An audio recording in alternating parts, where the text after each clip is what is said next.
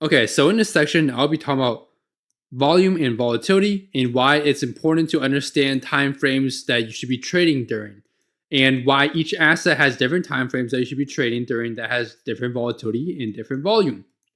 Now, as you guys know, these bars down below here represent volume, right? We want to be trading when there's high volume. We do not want to be trading when there's low volume, due to, first of all, bad fills that are actually horrible. And second of all, you get really, really bad price action where price barely moves or these zones are not even used properly. Zones barely even are used during low volatility and volume hours because no institutions or banks are really trading during that time. So you want to be trading when it's high volume along with the banks, which you guys can see from the volatility volume bar down here. Now, how do you know what time a certain asset has high volume? Well, you just have to look at the volume bar, and a lot of this comes from experience, right? I know from personal experience that gold has a lot of volume starting 8:30, usually around, we can say 8 o'clock a.m. EST to 12 p.m. After 12 p.m., gold volatility dies, and I do not trade gold at all after 12 p.m. So this 4-hour range is when I find most of my trading setups for gold. Now, each asset has different volume as well. Let's look at SPY. If we look at SPY, we know the New York Stock Exchange is open from 9:30 a.m. to 4 p.m. So during this whole time, the whole market, any stock, the whole market is pretty active. There's volume across the whole entire market. No matter when you trade during this time, there will always be price action and good setups that occur. Now, most of the high quality setups, I will say for SPY, occur in the first 2 hours from 9:30 a.m. to 11:30 a.m. This is, again, I know this based on personal experience trading every single day in these markets. So again, these are certain things you just want to pick up on what time frame you guys want to be trading on and what time range actually you want to be trading on. So this is even something you can incorporate in your trading plan. What time range do you want to be placing most of your trades on? What you can even backtest this also. What time range do most of your high quality steps that match your confluences actually show up in? Okay, these are things that you definitely want to be looking at, especially so you can improve your win rate, improve your profitability. All right, because you don't want to be trading this whole entire 9:30 a.m. to 4 o'clock. You want to find prime hours and time where your steps occur the most and take advantage of that time.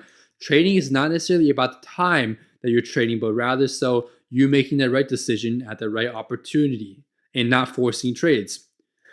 But at the same time, of course, you do need to learn how to utilize this time that you use to master the craft of trading and continue improving trading, right? You can't just continue using this time and just waste it and not do anything with this time. You still need a lot of screen time, and the more screen time you have always is the better, because you start understanding how price moves for a certain asset. You can learn many other assets on how they move, because every asset moves differently.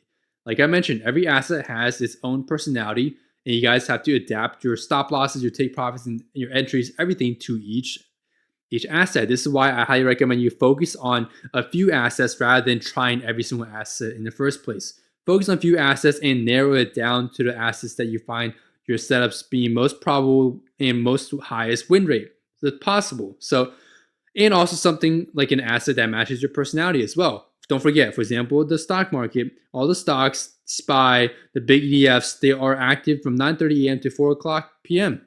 But gold, for example, is not active the whole time. Gold dies down after 11 a.m. to 12 p.m. There's no volume, there's very low volatility.